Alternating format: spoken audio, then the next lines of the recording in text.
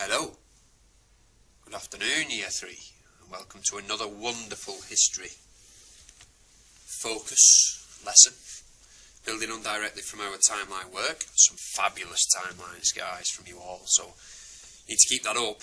Some wonderful recognition of dates, building on from British history right up until our significant dates of modern British history now, and looking towards dates of particularly 1939 to 45. So we're going to get a bit deeper here, and obviously on the screen your LO is to research the significant leaders of World War II.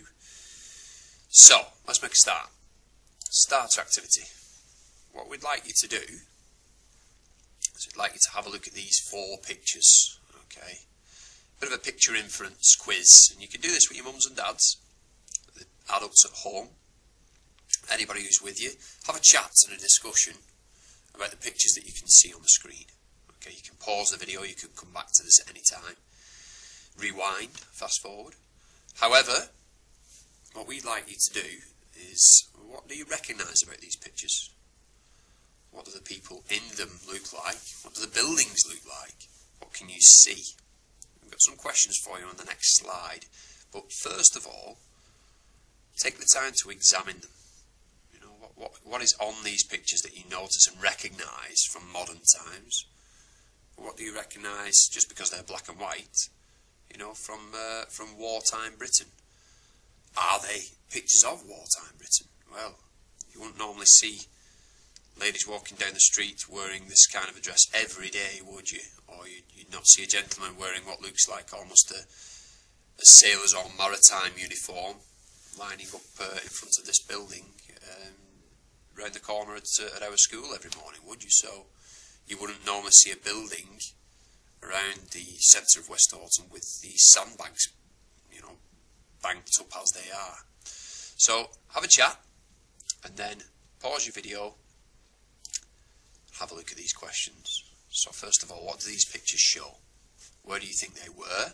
Where were they taken?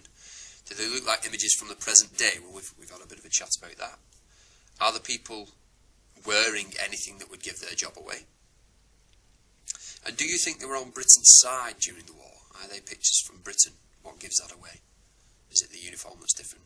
The pictures that you've looked at already, perhaps in some of your research for your writing topics, would that give that away? What do you already know, and what do you want to build on, during these topic lessons? Have a chat. I'm just going to pause my video. I'll come back to you in a moment. Okay, so what we'd like you to do today is, looking at the template that's attached to this piece, is have a look at each one of these names that's on your screen now. They're split up into what's called the Allies and the Axis. It's 2 bits of technical vocabulary that we are going to examine a little bit more during your lessons. In particular, this ties in with who split into which side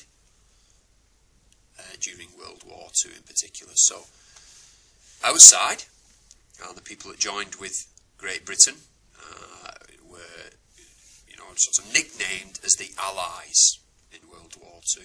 Okay, they included countries like France, UK, Poland, the United States, China, and India, to name but a few.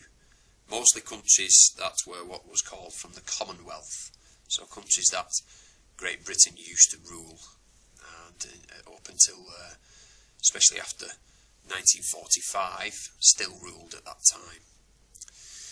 The enemy, if you like, were known as the Axis powers, and they were countries like Germany, Italy, Japan, Romania, to name but a few.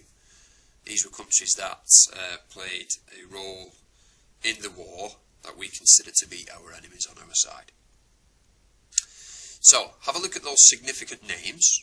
What we'd like you to do is use the template to research one of those names and add this to your topic worksheet. Okay, so research who they were, what were the full names, what they did significantly well during their lives, why they did this, and a little bit of background information so that you can use this to go forward into lesson 3.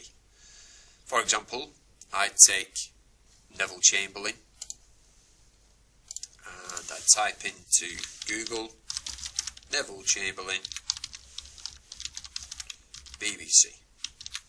And the reason that I do that is just so that I get a little bit more, you three, of a focused research platform.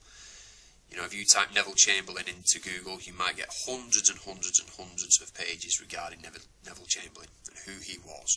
So if you type in Neville Chamberlain BBC, you're more than likely going to whittle those pages down and you're going to be able to find a little bit of extra information. What I would do to even assist you further is write biography. And a biography is a written account of a person's life. Okay, it's not written by them though. That would be called an autobiography. Anyway, have a look, see how you get on. Really, really impressed again, like I said, with lesson 1, guys, as I've looked through. Very interested to see what you can come up with this one. It's a really interesting topic. Enjoy it. Speak to you soon, you three. Take care.